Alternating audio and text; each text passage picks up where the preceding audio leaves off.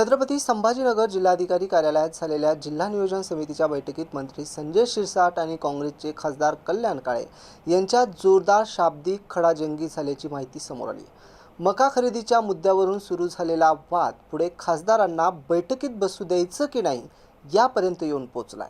त्यांनी सांगितलं जात आहे, मात्र न बसू देणारे संजय शिरसाट नेमकं कोण असा सवाल खासदार कल्याण काळे यांनी उपस्थित करत संताप व्यक्त केलाय। नेमकं प्रकरण काय बघूया सविस्तर।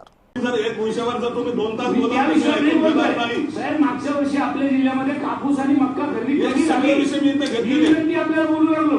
हे सगळे विषय एक ठिकाणी घेतले। एक आमदार जर 2 तास आणि एक खासदार 2 तास बोलत असेल ना, 2 तास दोन विषय मांडले मी।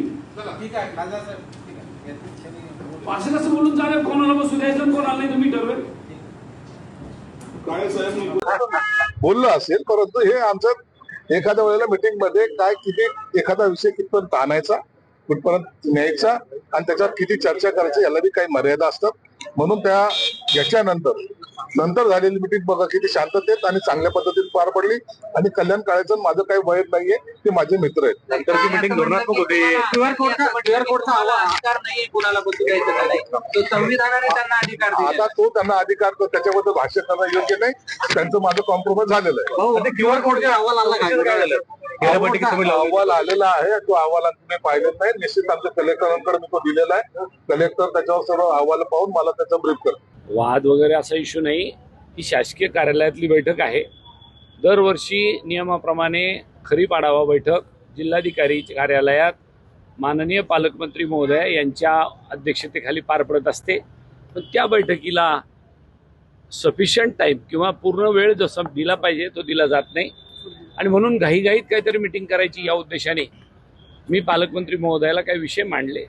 ते विषय मांडून झाल्यावर पुन्हा दुसरा विषय मांडायला घेतल्यावर ते म्हणले की तुम्हाला आता बोलू देता येणार नाही, जेव्हा मी बोलतो तेव्हा तुम्ही मध्ये बोलायचं नाही आणि यानंतर मी ठरवेल की पुढच्या वेळेला कुणाला या मीटिंगला बसू द्यायचं आणि कुणाला नाही। जो घटनेने परमपूज्य डॉक्टर बाबासाहेब आंबेडकरांनी जी घटना लिहिली, त्या घटनेने मला जो अधिकार शासकीय बैठकीमध्ये बसायचा दिला, तो काही कुठल्या पालकमंत्र्यांनी माझ्यावर उपकार केलेला असा बैठकीचा अधिकार नाही आणि म्हणून मी त्यांना सांगितलं की तुम्ही मला बोलू दिलं पाहिजे। मला बोलायचं काय होतं? मूळ मुद्दा हा होता की ज्या शेतकऱ्यांची मक्का 2400 रुपयाने खरेदी करायला पाहिजे ती आज 1200 रुपयाने चालली आहे। 57 लाख क्विंटल मक्का आपल्या या जिल्ह्यामध्ये उत्पन्न झाली, त्यातली अवघी 7 लाख क्विंटल मक्का सुद्धा सरकारने खरेदी केलेली नाही। कापसाच्या बाबतीत तेच आहे, सोयाबीनच्या बाबतीत तेच आहे, कांद्याच्या बाबतीत तेच आहे। अशा परिस्थितीत हमी भावाने कापूस खरेदी करावा, मक्का आणि सोयाबीन खरेदी करावं, हा मुद्दा मला त्यांच्यासमोर मांडायचा होता की जेणेकरून केंद्र सरकारकडून आणि राज्य सरकारकडून आपल्याला त्याची मुदतवाढ घ्यावी आणि लाखो क्विंटलची पुन्हा एकदा आपल्याला कोठा मंजूर करून घ्यावा, ही भूमिका मला मांडायची होती। पण शेतकऱ्यांचा आवाज सुद्धा खरीपाच्या बैठकीत मला बोलू देणार असेल तर कधी बोलू देणार आहे, हा प्रश्न माझ्या समोर होता आणि म्हणून माझी आपल्या सगळ्यांना विनंती राहील की हा मुद्दा शेतकऱ्यांच्या दृष्टीने अतिशय महत्वाचा होता आणि म्हणून मी त्यांच्याशी निश्चितच शेतकऱ्यांच्यासाठी भांडलो की नाही, तुम्ही मला जर अशा पद्धतीने माझा आवाज बंद करणार असेल शेतकऱ्याचा, ते योग्य होणार नाही। मी अनेक पालकमंत्र्यांच्या हाताखाली काम केलंय।